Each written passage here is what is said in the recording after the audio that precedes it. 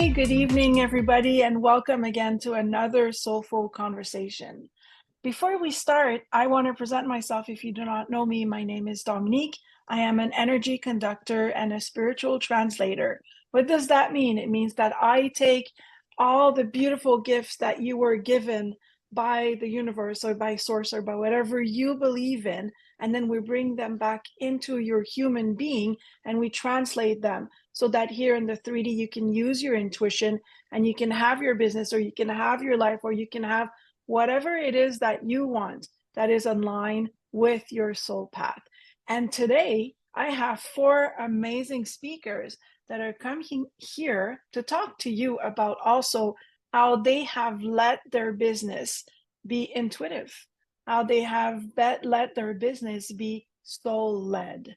And I'm going to let them introduce themselves, because better them to introduce what they do and who they are. And today we're going to start. I'm sorry, I'm talking all crooked. Today we're going to start with Gabrielle. Gabrielle, you're muted. Thank you so much. Hi, Dominique, and hi to everyone who's listening, and to my fellow panel members. It's lovely to be here. I'm dialing in from Sydney, Australia, down under, and I am an energy master, a certified energy master, coach, and group facilitator with a 30-year background in psychology and human transformation. I look forward to the conversation. Beautiful. We're going to go with Jennifer next. Aloha, everyone. I'm coming in from the island of Kauai, and I'm a holistic healing practitioner, but it's just this so general. But my background is in I started in 1998 in yoga and in bodywork and in acupuncture. And while I was working with people, my intuition naturally opened up. I didn't have to take any classes. And what I noticed is that people were really disconnected from their body and their soul. So I created processes to make this a very tangible and empowering connection for people, so they can process through areas of life where they may be conflicted or stuck. So thank you. And I look forward. Thank you, Dominique, and thank you to my fellow panel members, and to everyone here who's watching live or watching the recording. Awesome. Thank you. Michelle, how about you? Thanks, Dominique, and hello, everybody. I know that this is an evergreen, so you're watching this after we've recorded. I'm super excited about introducing the panelists and myself. I'm a global breakthrough specialist. I'm CEO and founder of the nonprofit organization Unsilenced Voices. We work globally combating domestic violence, sexual abuse, and human trafficking.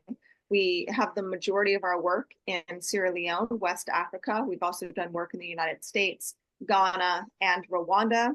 I also teach people, so I run a for-profit as well, how to tell their stories through different modalities: book publishing, public speaking, and creating courses and content. So that's what I love to do, is creating a safe space for people to tell their stories, tell their journeys, so that we can change a lot of the epidemics that happen worldwide.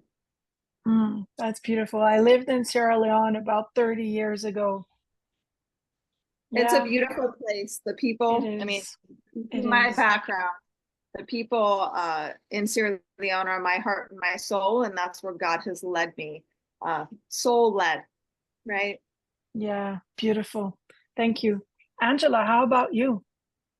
So I am a life and transformation coach. I am a domestic violence survivor, 10-year survivor, shot point blank range with a sawed-off shotgun. I just believe in sharing experiences and helping individuals tap into their purpose, because we didn't get dropped out of the sky. There's something that we're all supposed to be doing. So that's what I do, try to get individuals to tap into their purpose, not discover it, because it's already in you. You don't have to discover what's already in you. That's beautiful. I love this. It's going to be interesting. We're going to start with the first question. So, reflecting on the initial stages of your soul-led business, what were some significant hurdles you encountered related to aligning your spiritual values with business realities? And how did you navigate these challenges? And we're going to actually keep on going with Angela, because we were already there. So with me, finding alignment, staying true and authentic to myself, while trying to incorporate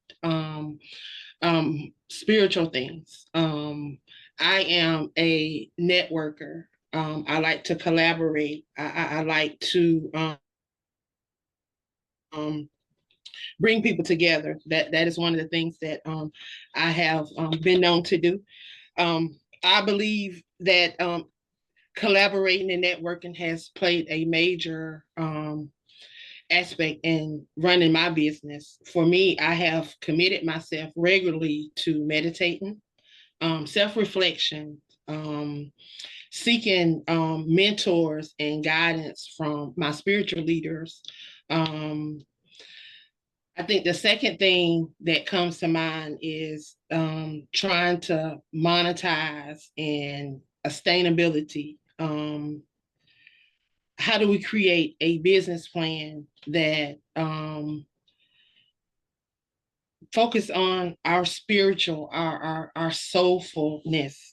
For me, finding that purpose and setting realistic financial goals that align with that, and seeking opportunity to flow in abundance and prosperity without compromising my spiritual integrity. The third thing for me is building a support system, knowing that for me, half of my journey have been truly me by myself. I have been on this journey pretty much by myself, but learning to pull on your mentors, those that you call on for that essential I don't know, connection. I guess that's for me. I tend to lean towards my mentors, my coach, and community leaders that are soulful like me, that are connected spiritually, and they hold me accountable for the things that I do, and they encourage me, and they guide me spiritually. I think last is learning to navigate hurdles and staying rooted spiritually in my spiritual principles, embracing and integrating spirituality in business. For me, it has been kind of hard, but finding people and learning how to coach them along the way and helping them find purpose. I feel like it is my sole aspiration, and it helps me financially thrive. So that's Beautiful. my take. Thank you. Thank you so much. How about you, Michelle? Great. Thank you, Dominique. And Queen Angela, thank you so much for sharing your incredible story. It's so important for survivors to speak up so that we can change the dynamic of what happens. I myself am a survivor as well and experienced 4 years of extreme domestic violence. Upon escaping that relationship, I had no idea who I was anymore. I went back to the bartending industry when I felt God call me to do something even more. I literally had my very first mastermind with bar patrons pouring Jack and Cokes, saying, I think God wants me to start a nonprofit organization. And it's interesting when you say yes to your calling. And I said yes. And about 7 months later, I flew to Ghana. And then from there, expanded to Sierra Leone and then Rwanda. And in 2022, expanded to the United States. We found out that through storytelling, through telling our own stories, we can liberate other people. At first, it was difficult and challenging. I am not a graduate from college. I barely graduated high school, went to 1 year of college. So there definitely were naysayers saying that you couldn't do it, that I couldn't do it. And the thought processes that we often have is that they're correct. And it took a lot of coaches and mentors for me to realize that those naysayers were not going to let my experiences define who I was, that I had to choose. It was my choice to be able to define those experiences. And then along that way, I was led to start speaking on stages. And I've been very honored to speak on well over 150 stages in person and virtual, telling my story of overcoming, but encouraging other people that you have a voice. And it's important to share that voice, whether it's starting a movement, a nonprofit, a business, a mission, a ministry of any sort. It's sharing your voice for the other people's survival. Oftentimes we throw away our stories and we think that it's garbage or trash. And then sometimes our trash is another person's treasure. So it is up to us. We've been entrusted to be able to share and impact and use our voices to make a difference. So I'm very excited to be here, Dominique. Thank you so much. Thank you. Jennifer, how about you? Well, my challenge is because I started in 1998 teaching yoga when no one knew what yoga was. Nobody knew. I had to find a yoga school in the Yellow Pages. There was no, or White Pages, or I can't remember which was I think Yellow Pages. So no, there was no, I was following my soul and quietly doing it because I didn't want to hear someone tell me no. So I was wise enough to know that I would have people pushing back at me if I said what I was going to do. So I kept it to myself. And I just want to thank Michelle and Angela, and I'm gonna pre-thank Gabrielle because I was a bartender. I'm not a stranger to domestic violence. And I understand the stories that people tell themselves that keep themselves ill, whether it's physically, mentally, emotionally, or spiritually, because we can be spiritually ill. And if we don't understand that part of being healthy is understanding that you have a soul and a spirit and that there is God, then you don't have a complete view of health. So I've been asked to be like this rebel all along, but very quietly doing the things that people didn't do normally. Like now, this is all what I do is much more mainstream, much more normalized, but I had to be brave enough to go out there and do it and to buck the trend of my family and not do something safe and not be an engineer like my brother and father thought I should be.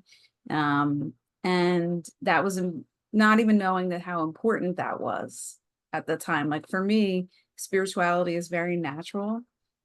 I didn't know. And that actually became a challenge. And when I was teaching yoga, I came in one day to the studio and you couldn't see the students. There was a bookcase. And I overheard the students saying, "Jennifer's so spiritual." And I was like, what are they talking about? I didn't understand that because I wasn't quoting any spiritual quotes. I wasn't talking about spirituality. I was just teaching Iyengar style yoga, which is very based in therapeutics and not spiritual very much at all. So it gave me a hint. It gave me a clue. It set me on the path, but my path has always been very alone and very much without a map because I started doing this before anyone else did. And I have to trust that soul-led map all the time, even if it's taking me into places I can't see.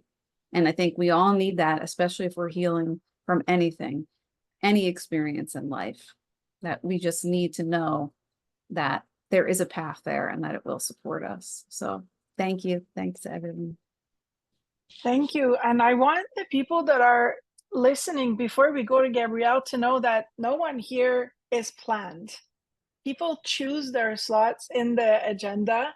And it's incredible because every time I land with panels of people that are talking to each other. And so it kind of makes a theme for the panel and for the listeners. I love this. Gabrielle, your turn. Wow. I mean, I'm just sitting here listening to some of the stories, and I've never actually said this before, but I think I was the recipient of domestic abuse as well, which I hadn't even kind of joined those dots, which is quite crazy. So thank you for bringing that into the conversation. For me, I guess one of my very strongest core values and spiritual values is freedom. You know, the ability to do things on my own, in my own terms, in my own way. And that was the value that got tested the most for me when I first started out.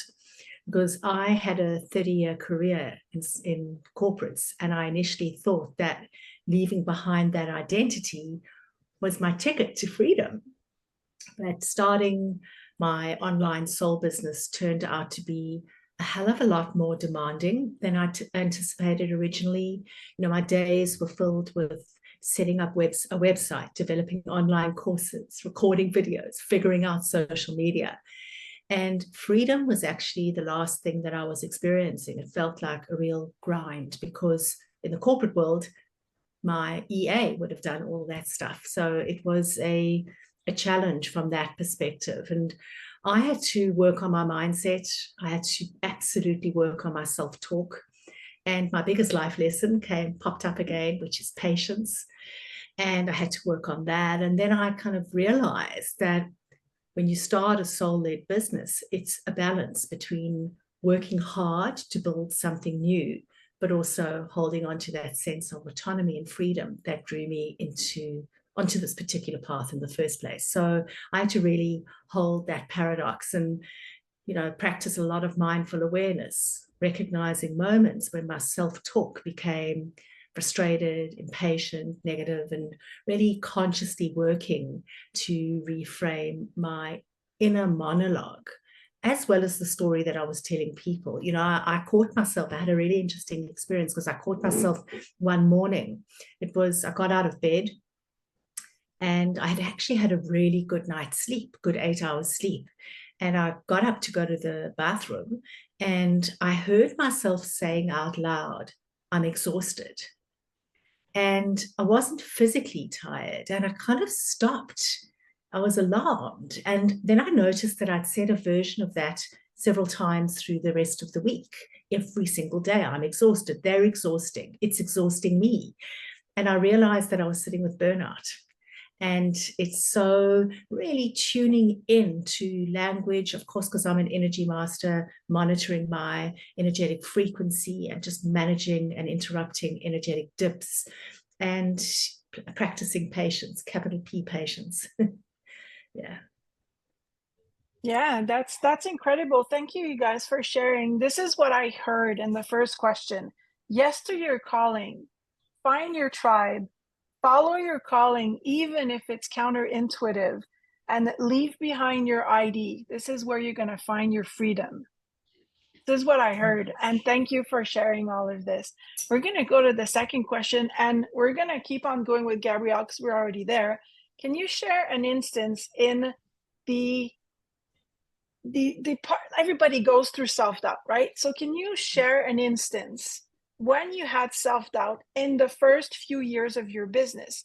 What strategies helped you overcome these feelings and propel your business forward? I had so much self-doubt, and it was a juxtaposition from where I'd come from, because I'd had a 30-year successful career, corporate career, and now here I was starting from scratch. And so what I did in the beginning was I made a little investment to join a 3-month program to help me learn how to set up a conscious business or soul-led business. And it was weekly, every week, every Monday for 3 months. And within like week 2 or 3, I was drowning. The sheer volume of, new information was just overwhelming. There were also a lot of younger people in the program, and I was negatively comparing myself to them all the time. They were socially media savvy, and I didn't know what I was doing. Don't think I still know what I'm doing, but no, I'm kidding. But I was like comparing myself to these, really much younger but bright and savvy people, and that fueled my feelings of inadequacy. And it was a truly, truly humbling experience. And I thought, am I going to drop out of this program? But then I just went back to basics.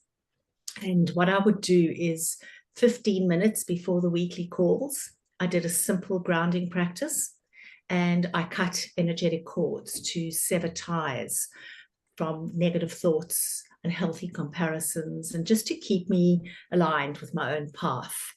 And I remember at the time, I also did a lot of work on my solar plexus area, and I cleared out huge blocks relating to self-worth. So it was a process of being really deeply triggered by, being in such a discomfort zone with people who were so much younger than me and just floundering at first. But that's part of the journey. And then, kind of looking back, it was quite a nice time because it was a creative time as well. I was creating courses and creating websites and all of that good stuff. Yeah, thank you for this answer. We're going to go with Michelle next. Great, thank you. And thank you, Gabrielle, for sharing. Self-doubt happens to the best of us. And when we first start any venture, we doubt if we can do it. Imposter syndrome comes from self-doubt. And whether you make $10,000 a month or $10,000 a year, you have imposter syndrome, thinking that I may not be good enough to help people. I may not be good enough to speak. I may not be good enough to travel. I may not be good enough to be CEO of an organization. However, when you start to surround yourself with mentors and coaches, listen to audiobooks and podcasts and interviews like this, when you are able to hear people talk about the uplifting aspects of using your voice, then you start to believe in yourself. One of the tactics that I typically use is I tell people to write out positive affirmations. So I am statements. I am beautiful. I am successful. I am an achiever. I can do this. So these I am statements you put all around your house. You can use Post-it notes like this and put them all over your office, in your bathroom, in your car. But these I am statements will help you stay on track. And then, of course, surrounding yourself with strategic coaches as well. So making sure that in a goal that you've set, for example, in August of 2026, what do you need to be doing and completing now in order to make sure you achieve that goal? And I actually have numbers in front of me. So my strategy coach and we meet multiple times a month to come up with numbers in order for us to have the success that we so desire. Because it's not about Michelle Jewsbury. It's about giving others that platform. But it's only in elevating ourselves in the exposure, mass exposure, can we get the platforms in order to monetize exponentially to give greater impact. Social impact is the currency of the future. So what is your give back? And we can only do that through monetization. So thank you, Dominique. Thank you. Beautiful answer. Well, everybody has beautiful answers all the time. Queen Angela, your turn. So with me, I think it was right around the first year when I first started my coaching program. I'm new to this. I've been doing it for a while, but doing it as a business, I'm new to it. So when I got my first unhappy client, it really bothered me because when I say it triggered a wave of me question my abilities, my effectiveness, and if this person felt like that, then how many other people felt like that? It just triggered a lot. I'm thankful that I have a tribe of people that, have always believed in me, and they push me and they encourage me and they uplift me. So I'm grateful for my coaches, my mentors, for being able to be who they are and allowing their wisdom and having empathy. A lot of us, we don't operate in empathy. So we can't even relate to, what others are going through or even experiencing. But I was able to embrace the feedback from those that poured into me, and the feedback from those that have took my program. So I was able to keep going. I learned that, you're not always going to get those perfect reviews, and learn to take the criticism and use it as a stepping stone. because we are always telling others to do it. So we have to learn that what we're giving out, sometimes we have to apply it to ourselves too. And that's one thing that I'm learning on this journey. And again, I love platforms like this because it gives us an opportunity to take in from others that are doing things just like you, because often we're the ones that are always giving and pouring into others. So being able to sit amongst others that are doing the same thing, I can take in some of these things for myself. So thank you for this platform, and thank you guys for being authentic and transparent. Yeah, I'm happy that you're talking about those first clients, right? There's people that say that the first clients are our karmic clients to teach us what we really are here for. So they're here for a reason. We love them for what they are. But yeah, sometimes when we get our first bad review, like you call it can call us to ask ourselves, are we really walking the path? So thank you for sharing that story. How about you, Jennifer? Yeah, thank you. And that I'm gonna use the empathy because I'm very empathic. So I have physical empathy, which can be a challenge, but because I feel in my body what's going on with my clients. But I would say my first acupuncture patient was a complex case. And so I get thrown into without a map again. So my whole challenge is always it's do this, and you don't really have a map. You think you have a map, but you don't. And a complex cancer case that helped me to have success. But then I have little cases where, like, if I put a needle in someone that left a bruise, there would be a freak out. So there's always been an up and down with, like, as being a practitioner, a hands-on practitioner, which makes it very different even if you're doing energy work. So being hands-on, having to be in the space, learning how to discern what's your energy, what is coming from the client, and being able to develop that for myself over time what it required for me is a meditation practice. It required for me to get regular body work. It required me breathing. It required all these things. And so what I do really now, where I'm moving towards with all of this, is helping practitioners, helping people who help others to have a more soul-centered energy field, because there is a way of actually doing that. There is a way of creating that, because there is a structure that the soul connects to the body through primarily. That is the foundational work of what I do. But I had a lot of doubts and a lot of challenges because of you're putting a needle in someone. People are afraid of needles. So, or I'm doing body work on someone who was sexually abused, and I have to be the steady, calm person when I'm working on them and a trauma comes out for them.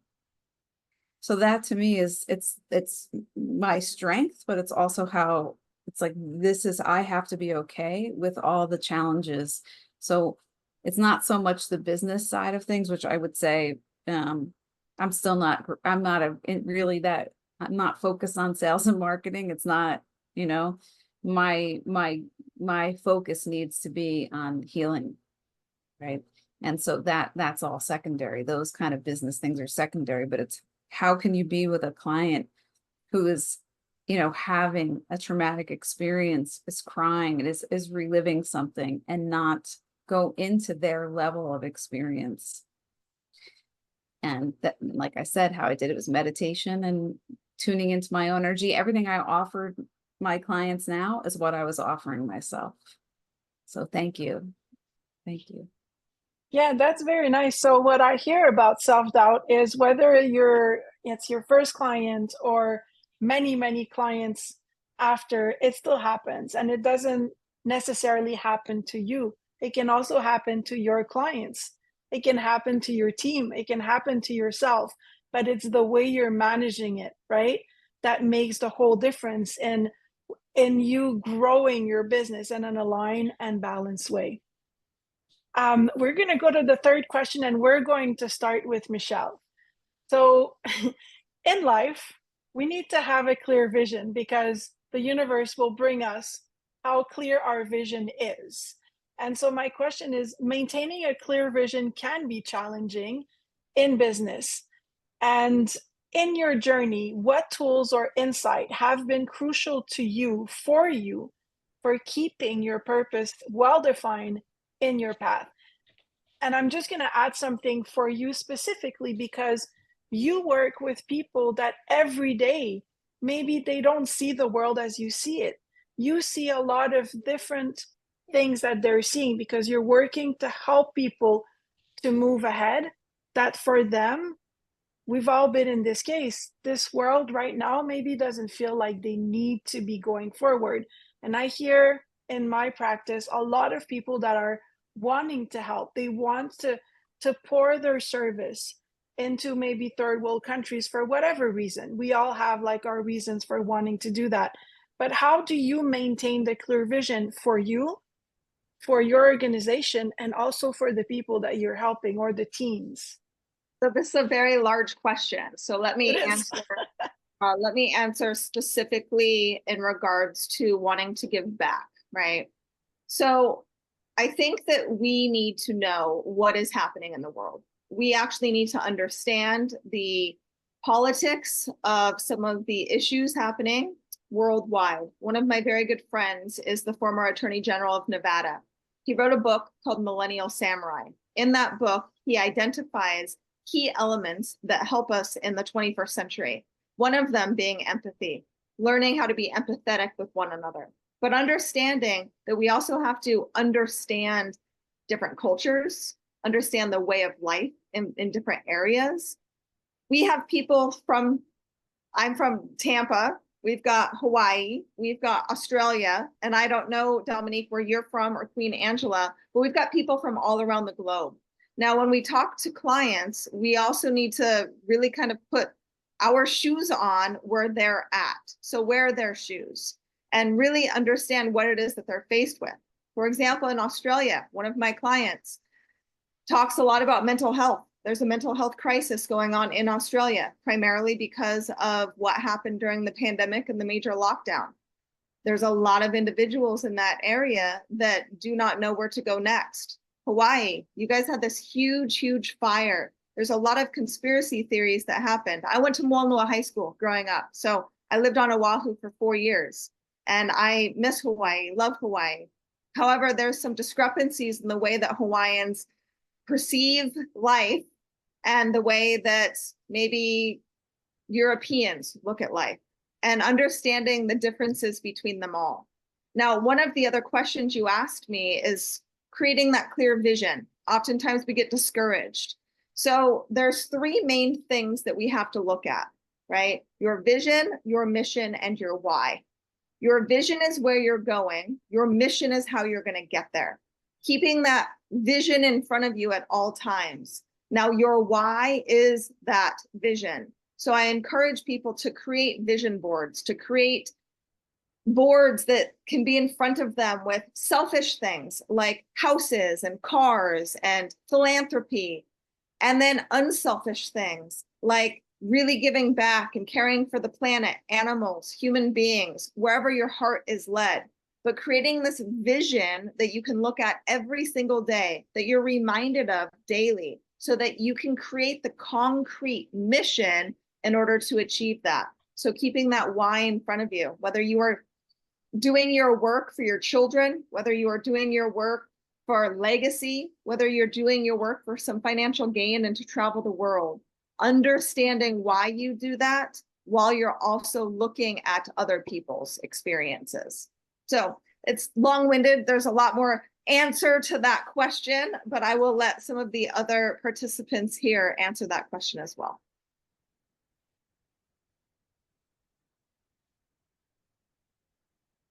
Dominique, I think you're muted. You're muted. I can't believe I did this. Thank you. I said, thank you so much, Michelle, for your answer. And we're going to go with Queen Angela. how do you maintain a clear vision in your business journey? First, I define my core values, which are educate, empower, and encourage. Regular self-reflection and meditation. I've set clear goals, and I remain committed to my mission. And that is to be the change that I desire to see in this world. Change starts and ends with me. So that's where I am. Beautiful. Thank you so much.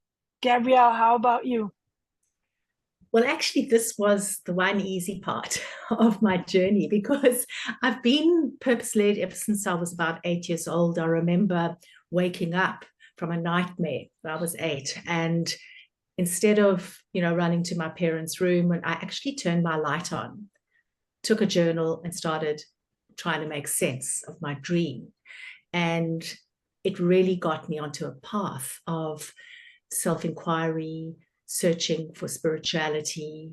And, I've been doing it a long time. And then for the last 5 years in my organizational role, I help leaders find and activate their purpose. So I actually had a really crystal clear purpose when I started my journey. And, purpose, I think, sits north of strategy. It's, your why, your reason for being. And that was accessible to me. And so what I will say is, if for anyone listening, if you haven't defined your purpose, it's worthwhile doing it. And I know, Angela, you said earlier, your purpose is already in you. And I agree with that there is a discovery process because we've got to find it, got to access it. And sometimes it's layered, sitting beneath layers of programming and expectations and all of that stuff.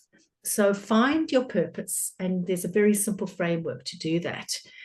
Just completing the following. My reason for being is ... so that ... And then you've got to actually activate it. You've got to make sure that you ladder all your decisions and everything you do to it. And that's what I did when I decided to leave the corporate world and start my own soul-led business. And I would it's more kind of a recommendation that I'd give to people because it's so central to burnout, to resilience, and to this whole messy journey of being a soul-led leader. Very nice. Thank you so much for this. Welcome. Jennifer, how about you? Well, my reason for being is that I can see in the dark. And that's so that I can help others. I can help guide them through dark times for themselves. I can help them find themselves in the dark. That is what's important. And people resist the dark. They resist. They have fear of what they don't know and what they don't see. And so my vision is always better in the dark. It literally is just better. Any meditation I do, usually I just sit in meditation without anything, right? Because to me, that's what you have to do. You have to be able to sit there and just be. And but I then have to, when I want to see something, I actually have to go into the dark, deeper into the dark to be able to see, because that's where I see best. So it's an interesting position to be in, and to have uncovered how I uncovered that was, very interesting as well. So, but I can tell it. So that's my purpose. But if you don't have that, people don't, if that's not their way, then that would not be a good way for them, right? Everybody has a better way. But in general, if I apply the Chinese medicine filter to it, or Taoist Chinese medicine, clear vision has to do with wood element, and the purpose has to do with metal element. So you could visit those areas if you want that, if you want that. And if I apply German new medicine to this, then the vision and the purpose are very male perspective.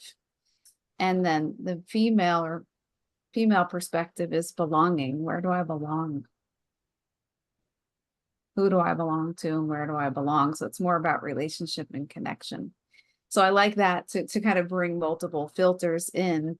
And also, like, sometimes it's like, okay, what am I in the mood to do today to for how I want to see or what I need to see. Is there something I need to see? So, but again, like my way is not going to work for people unless they're designed to see in the dark. And I'll give you a hint, because astrologically speaking, you would be born under a balsamic moon. That would be that's how one way that I actually figured that out. And it just kind of showed me what I was already doing. So yeah, that's how that works for me. So thank you. That's very interesting, actually, to see. I like when people talk about the feminine and the masculine, how they see it. And it's very interesting what you're talking about, the wood and the metal. It's interesting to me anyway. So if you're listening today and you found anything interesting in the speakers, you can get the handles in the corner or behind Michelle to find them. And then we're going to go into a little bit more personal. We're going to start with Jennifer. As a soul embodiment advisor, how do you integrate your extensive background in yoga, bodywork, and acupuncture into your current practice? And how does this holistic approach empower your clients? So I have over 36,000 hours of experience. So because I've been doing this for so long. So we could say that I was definitely addicted to work at some point, but I did work a lot. And so I was able to have that's how I integrated all of it. And so I integrated it for myself, but then each person is just about the energy. It's about listening to them. So I set an intention at the beginning of really starting to work with people in 1998. And it was a very clear intention. It was, I needed to be present to myself, present to my client, and present to the environment, which is a very important piece, because there's a lot of things that go in the empty space that we say, or the space we live in, or the space we drive in, or the space we work in. Those hold a lot of memory, and they hold some of the patterns sometimes that have to be cleared. So what I do with my clients is I just listen. So I make sure I'm in alignment, and I listen, and I take them into themselves. I help them get into themselves, into the places the unknown of themselves. And if they need a process, it'll just come. If it's something I've learned, I'll use that. I'll tell them where I've learned it. Or sometimes processes are just birthed based on the alchemy of me and the client and what they need. So I have to be able to see them without putting even my personal filter on it so much, right? So whatever feels, it's like a magnetic thing that happens for me. So that's how, and to me, it's all about empowering my clients. And what's interesting is I created a whole program on I am statements, where I had my clients, I use the words like I am gratitude. Well, gratitude is a door. Gratitude is a doorway into consciousness. It's an opening. So I help them actually make a different relationship, or a more pure relationship with the word, because sometimes people just say these things or put these things up, but they don't have the transformational relationship that they could have. Like, we can go deeper with that if that's where you're struggling. So I use words, or I'll use I use acupuncture points to help people go into themselves, and I use them in a different way. This is why, like, I've had to trust, like, going against everything I've been taught and removing the Western mindset, the mechanical Western medicine mindset from everything that I do, because it's so pervasive. And I would say there's underlying mindsets that we could talk about that go through the collective, that even Michelle has echoed, right? So that there's these other mindsets that I have to let go of. And I have to help my clients, not tell them, oh, you're thinking this way, this thinking is wrong. That doesn't work. I have to just be able to take them into themselves. And I could do it through a yoga pose, or I could do it through body work, and I can do distance acupuncture, and I can do distance body work and all that stuff. But it doesn't matter what I can do. It's what they need for themselves. How can I be a pure service to this person right now, this soul, so they can feel their soul, finally feel their soul in their body? How can I get them to be in their soul so that they can heal, so whatever it is, so they can feel more whole. They can feel their wholeness, their completeness, their infiniteness. And it doesn't matter what they've struggled with. It's whatever it is they need support with. So yeah, thank you. Thank you. That sounds beautiful. Sounds like Thank you. a very deep work. Angela, we're going to go to you now. With your prolific career as an author and podcaster, how have collaborations played a role in amplifying your voice and mission? And what advice would you give to aspiring creators in leveraging community support? So I truly believe that everyone has a story that should be shared. I am a believer that we overcome by hearing testimonies, and that we have these testimony trials and tribulations so that we could share with others our experience, because everybody's experience is going to be different. So being able for us to pull off of each other and to pull what nuggets that would help us. So being an author of over now 100 books, planners, and journals, I have definitely used my voice in collaborating with over 100 authors now. I think my last book, it was 40 of us that collaborated. I use words. I love using words. I think I have an I am book as well. Affirmations is my thing. Being able to speak over your life and knowing that you can manifest if you continue to speak, just like if you can visualize it, if you can speak it, you can visualize it, it can come to pass. It will come to pass. It's not something that somebody has told me, something that I've experienced, so I can share it with you. You know, that's where I am right now. I believe that being able to share your voice is very important. I have also created a small podcast network. I have 9 amazing hosts that are from all over the US. We also have one out of the Virgin Islands, and we just share those things that we're passionate about. We come from all different walks of life. We have social workers, we have professors, we have just different people that want to share their experience in hopes that it can educate, empower, and encourage someone else to walk in love and lead by an example. So that's what I do. And I believe that it is very important for us to do what we're doing so that the community can see what we're doing and how they can play a part in what we're doing, because we are the backbones of our generation coming up. And if we are not leaving a blueprint, if we're not leaving something for people to follow, then they have nothing to follow. So I want to lead by example, and that's what I'm doing. That's awesome. Thank you so much for this share. Michelle, we're going to go with you now.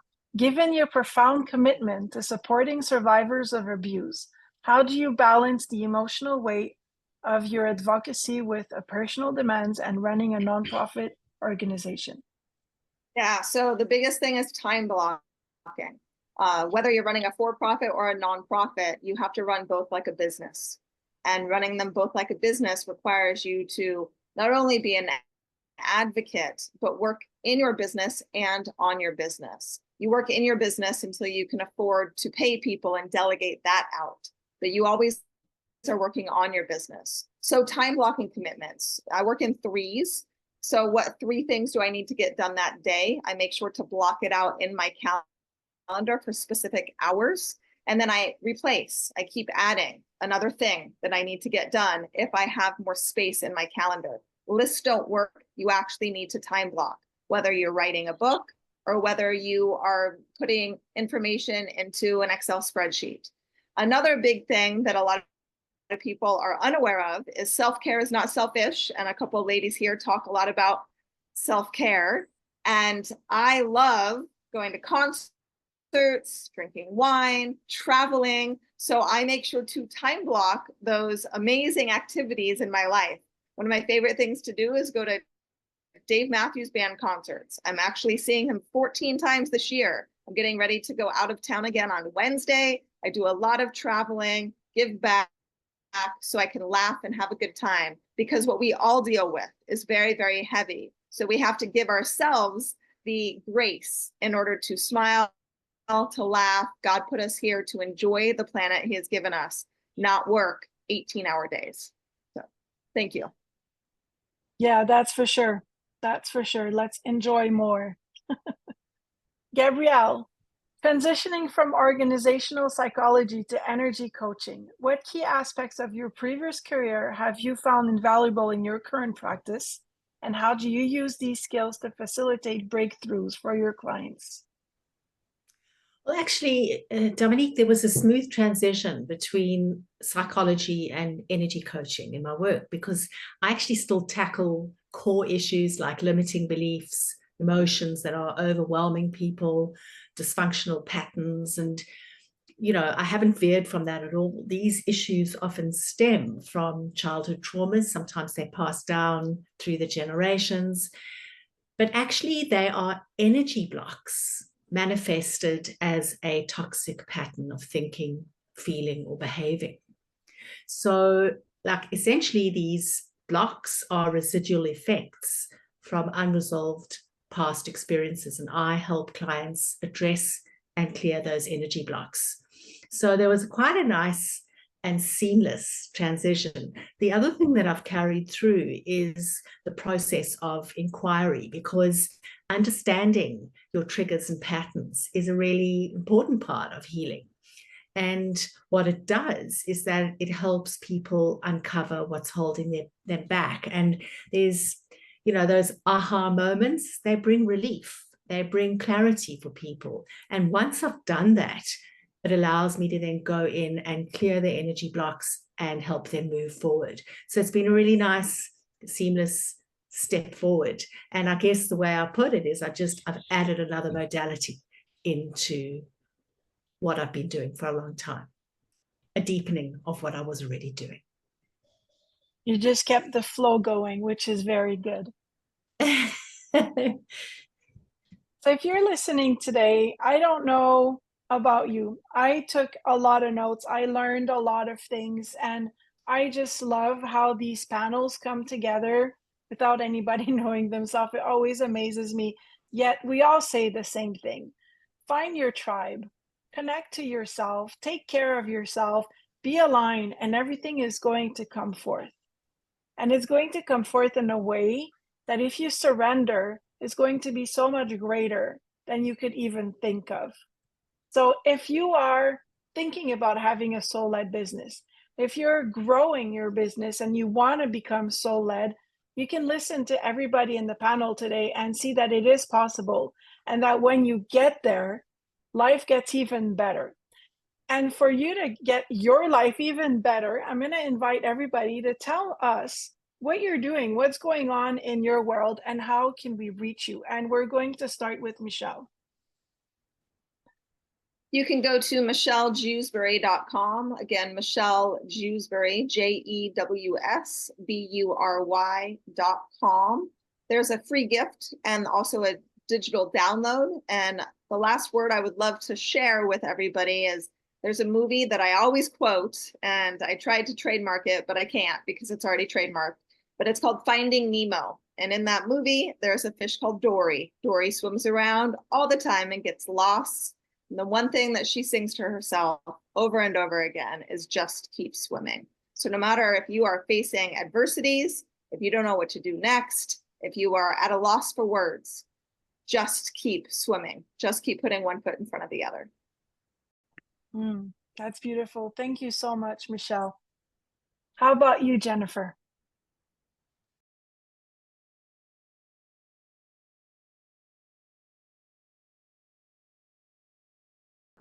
But the best way really to get me is linkedin.bio/structured by soul. That's the best way to see what I have going on. And right now, I'm in development stage of something right now. So there is a free download on my site. It's basically it's about the warrior essence and what these different warrior archetypes, or I feel like we really need this in today's world, and not these kind of people who aren't warriors, are not people who are interested in war, but they do train. They do, like, you have to be a little bit of a warrior spirit to be able to do to be able to run a business. You have to be able to stand for it, right? Even when people aren't standing for you. So I have that, but I will be launching a membership soon. So that'll be coming. And if you want to get on the mailing list, you can just go into linkedin.bio/structured by soul, and you'll find it there. So thank you so much. And I just want to thank everyone, because it's really nice to be connected to everyone here. Yeah, thank you. Thank you very much. How about you, Angela? What's going on in your world? There's a lot going on in your world. How can we reach you? So I tell everybody, go to Linktree, Queen of Collaborations. You can just scroll down and check out all of the different things that I'm doing. My podcast, the podcast network that I have. You can check out the magazine. Check out my books. If you would like to be a guest on one of my podcasts, because I do too, I would love to have you on. So just go over to Linktree, Queen of Collaborations.